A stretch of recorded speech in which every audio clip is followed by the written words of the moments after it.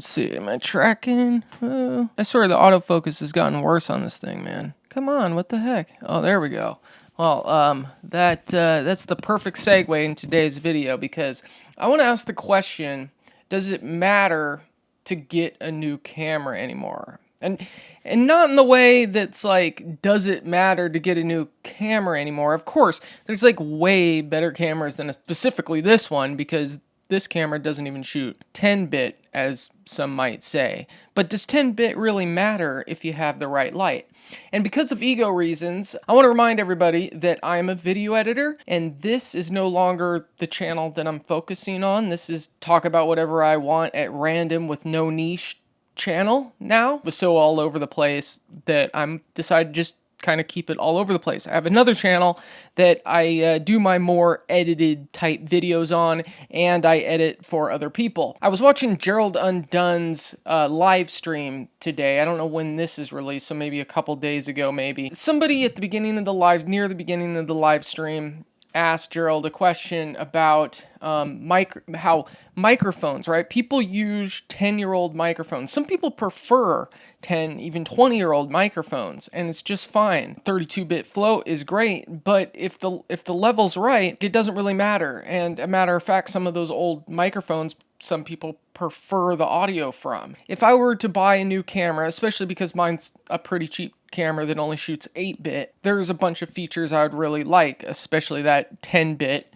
better autofocus, open gate from Panasonic, and some of the much more higher end red cameras, really expensive cameras and stuff like that.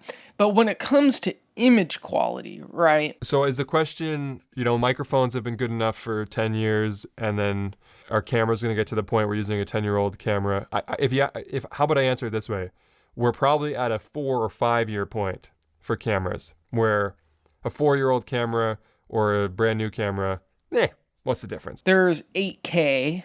Maybe someday they'll release an even more full-frame sensor, but this is APS-C, and I'm not going to say that it's like the high, especially right now, it's not, right? But I can make this camera almost, especially if you don't see it side by side, indistinguishable to like an FX6 or an FX3, which has the same sensor as the FX6. Yeah, the FX3 is better, but it's very, very close. And to the end watcher, as long as the audio is good, because I would always argue that audio is more important. As much as I am a camera nerd, audio is more important, story is more important, the script is more important, the edit is more important, and I say that the image quality and the camera that you're using, as long as like you can keep yourself in focus, is actually maybe the least important. And even if you're out of focus, if you're telling a good enough story, or you got a good enough video in whatever way,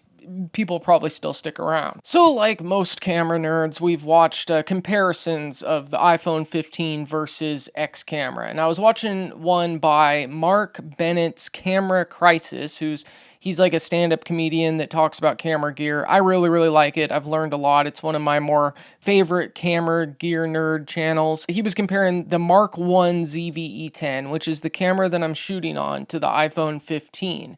And the iPhone 15 is absolutely incredible. But the ZV-E10 Mark I in its 8-bit color without ProRes, because as much as Kodaks matter, bitrate matters, and sensor size matters, and what lens you're using matters. And despite having a pretty low budget camera, I do have an okay lens on it, right?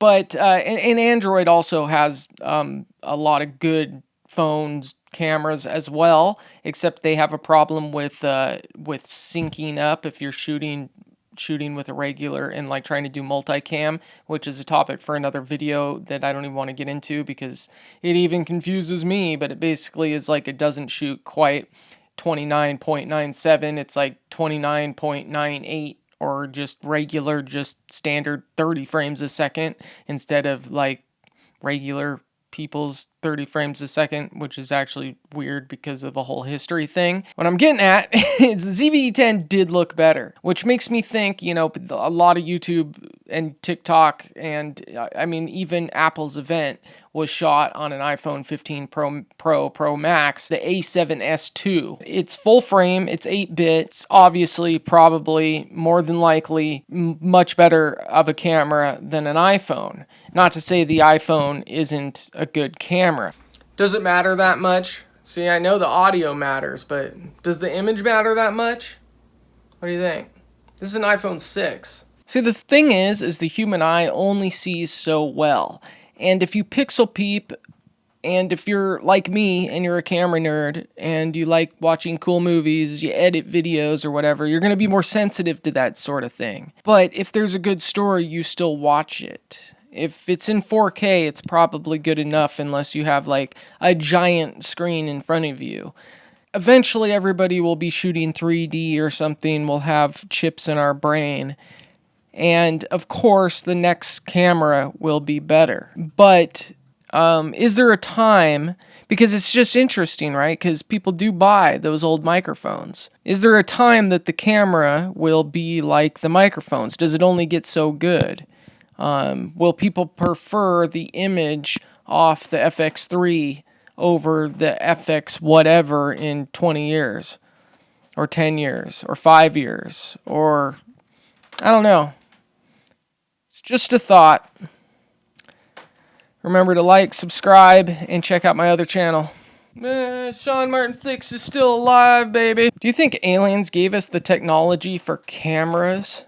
What if aliens somehow came back in our ancient past and gave us technology for cameras and computers, and they showed us how to edit? Is it possible that this weird outlet right there was put here 10,000 years ago when extraterrestrials roamed?